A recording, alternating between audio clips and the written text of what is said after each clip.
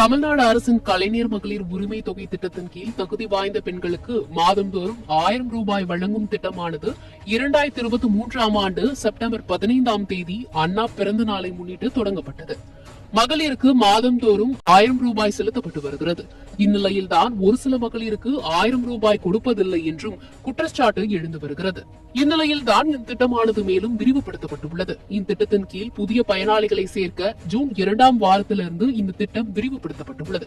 அதன்படி முன்னாள் அரசு ஊழியர்களின் மனைவிகளுக்கு இந்த கலைஞர் மகளிர் உரிமை தொகையானது கொடுக்கப்படவில்லை. தற்பொழுது அவர்களுக்கு இந்த உரிமை தொகையானது கொடுக்கப்படவிருக்கிறது என தெரிவிக்கப்பட்டுள்ளது. முன்னாள் கார்ப்பரேஷன் ஊழியர்களின் மனைவிக்கும் மகளிர் உரிமைக்கு தொகை கொடுக்க ஆலோசிக்கப்பட்டு வருவதாக தெரிவிக்கப்பட்டுள்ளது. கலைஞர் மகளிர் உரிமை தொகையில் புதிய பயனாளிகளை சேர்க்க விண்ணப்பங்கள் ஜூன் 2ஆம் வாரம் வரை வழங்கப்பட உள்ளது. ஜூன் 4ஆம் தேதி ரிசல்ட் வந்த பின் தேர்தல் விதிகள் தளரும். அதனால் அதற்கு பின்பே விண்ணப்பம் கொடுக்கப்படும். கலைஞர் மகளிர் உரிமை திட்டம் மறுவாழ்வு முகாம் பெண்களுக்கும் விரிவுபடுத்தப்பட்டுள்ளது. அதற்கான ஆணை வெளியிடப்பட்டுள்ளது.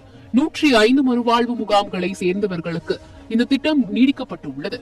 1.16 கோடி பேருக்கு இப்போது கொடுக்கப்பட்டு வருகிறது. இதில் பணம் கொடுக்கப்படாமல் போன மற்றவர்களுக்கும் 2 முதல் 3 மாதத்தில் கொடுப்போம் என அமைச்சர் உதயநிதி ஸ்டாலின் உறுதியளித்துள்ளார் என்பது குறிப்பிடத்தக்கது.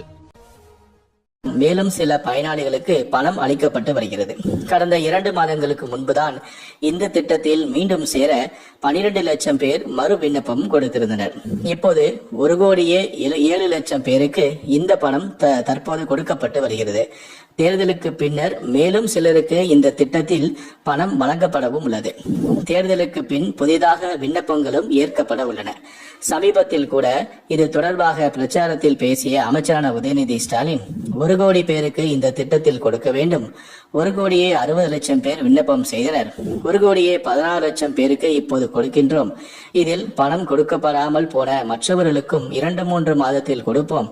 இப்போது தேர்தல் என்பதால் கடினம், ஆனால் கண்டிப்பாக தேர்தல் முடிந்ததும் பணம் கொடுப்போம், கவலை வேண்டாம் என்று அமைச்சரான உதயநிதி ஸ்டாலின் உறுதியளித்திருந்தார் என்பது குறிப்பிடத்தக்கது.